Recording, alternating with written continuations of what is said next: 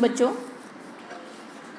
बच्चों हमारा जो लेसन हुआ है रीडिंग वर्क्स ऑफ आर्ट 4.2 उसका हम लोगों ने इंग्लिश वर्कशॉप का क्वेश्चन नंबर 1, क्वेश्चन नंबर 2, 3, 4, 5, 6 और 7 कंप्लीट किया था। अब हम लोग है क्वेश्चन नंबर 8 पे। फर्स्ट आप लोग अपना बुक खोलेंगे, 103 पेज नंबर आपको देखना है। मैं आपको क्वेश्चन आपके बुक से ही एक्सप्लेन करूँगी। तो 103 page number. So look at the question number 8. These two passages are examples of a short introduction to works of art. A short review means what they want to say. आपको दो passages थे, एक सईद हैदर रज़ा के ऊपर था painting पे उनके, और दूसरा गोंड आर्ट पे था। ऐसे दो पैराग्राफ्स थे। अब ये दोनों पैराग्राफ्स एक एग्जाम्पल है शॉर्ट इंट्रोडक्शन का। आपको दोनों आर्ट से इंट्रोड्यूस किया गया है, आपका परिचय करवाया गया है, ठीक है। तो ये किस चीज़ का परिचय था? तो दो प्रकार के, विभिन्न प्रकार के आर्ट, कला का परिचय था। आपको पहले आपने ऐसा कभी नहीं देखा था कि एक बिंदु को लेकर किसी ने पेंट किया है, पिक्चर बनाए हैं, या सिर्फ ऑरेंज और ब्लू कलर से पिक्चर बनाए गए हैं, या फिर गोंड आर्ट में आपने देखा कि डॉटेड लाइंस, कर्व लाइंस, है ना, ज्योमेट्रिकल शेप्स लेकर उन्होंने वो पिक्चर या पोर्ट्रेट्स बनाए हैं। तो इसके बारे में हमको इन दोनों पैराग्राफ में से इंट्रोडक्शन मिला है, राइट। अब ये आपके लिए एक प्रकार का शॉर्ट रिव्यू है जो नीचे दिया गया है। अब वो मैं पढ़ूंगी। दे कवर द फॉलोइंग पॉइंट्स। इन दोनों पैराग्राफ में नीचे जो रिव्यू के लिए पॉइंट्स दिए हैं, ये सारे पॉइंट्स पूरे दोनों पैसेज में कवर हो चुके हैं। अब सही है क्या, वो हम देखते हैं। पहला है the name of the creator. तो फर्स्ट वाला जो आर्ट था उसमें सईद हैदर रज़ा का क्रिएशन था।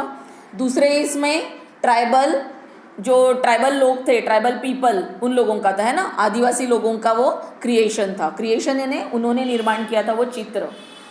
टाइप ऑफ आर्ट, किस प्रकार का टाइप है? पहला वाला ज्योमेट्रिकल था और सेकेंड वाला भी लिटिल बिट ज्योमेट्रिकल था, लेकिन उसका अलग कुछ नाम था। तो आपको दोनों में कौन से प्रकार का चित्र है ये पता चला था। तो सेकेंड वाला जो टाइप था वो था, पता है, ट्रेडिशनल टेल्स और माइथोलॉजी से लेकर, यानी पारंपरिक कहानियाँ और पौराणिक कथाओं से उन्होंने वो पिक्चर्स बनाए थे, राइट। तो आपको नेम ऑफ द क्रिएटर समझ में आया था, टाइप ऑफ आर्ट समझ में आया था, प्रेजेंटेशन टेक्निक क्या था वो समझ में आया, किस तरह से प्रेजेंट किया है दोनों ही चित्रकारों ने।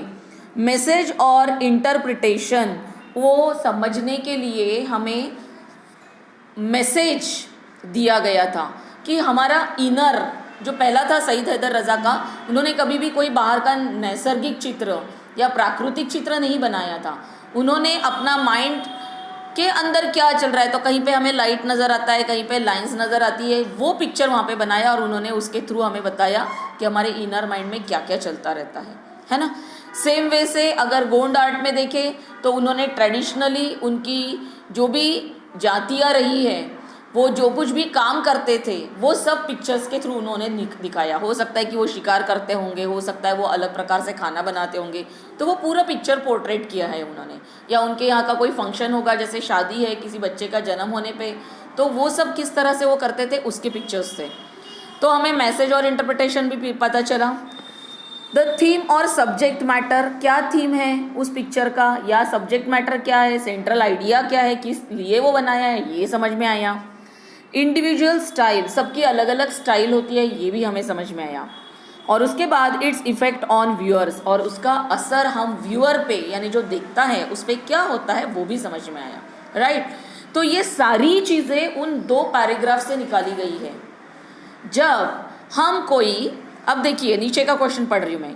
What points will you include if you had a review to book or film, review a book or film or a play, list the points. अगर आप कोई बुक पढ़ते हो तो आप किस तरह से उसका रिव्यू दे सकते हो कि वो अच्छी है कि ख़राब है, उसमें क्या बताया गया है, उसके कैरेक्टर्स क्या प्ले कर रहे हैं, मैसेज क्या दिया है उस बुक ने, ये सब। या फिर कोई मूवी या प्ले यानी नाटक, ड्रामा, अगर आप देखने गए हो स्टेज पे या मूवी देखने गए हो, तो आप आने के बाद 3 घंटे मूवी देखोगे तो 3 घंटा कहानी तो नहीं बताते तो हम क्या बताते हैं, हम उसका रिव्यू बताते कि उसमें ऐसे ऐसे कैरेक्टर्स थे, ये बदमाश दिखाया गया, ये डायरेक्टर ने वो मूवी निकाली है, ये प्ले निकाला है, जो भी कुछ है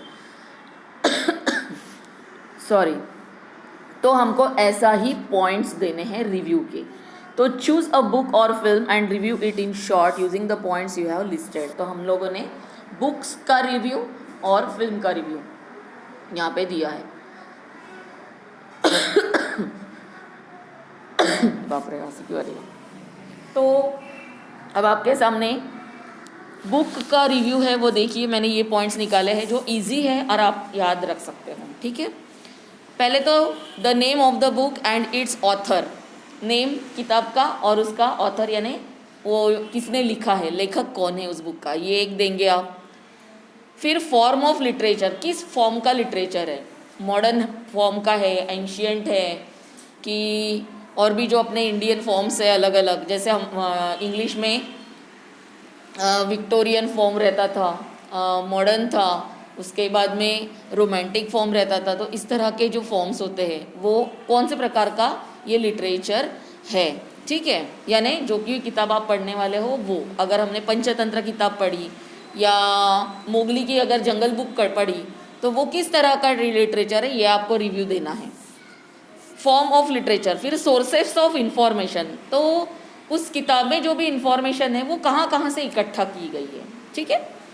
स्टाइल ऑफ प्रेजेंटेशन, उनका स्टाइल कैसा है, लूसिड है, बहुत इजीली लिखा हुआ है, कि ग्रामेटिकल है, कि जाइजेंटिक वर्ड है, उसमें बहुत बड़े बड़े शब्द यूज़ किए हैं, कुछ लिटरेरी वर्ड्स है क्या, कि सिंपल है कि जो सब छोटे छोटे बच्चों को भी समझ में आएगा, लाइक दैट, ये स्टाइल हुआ।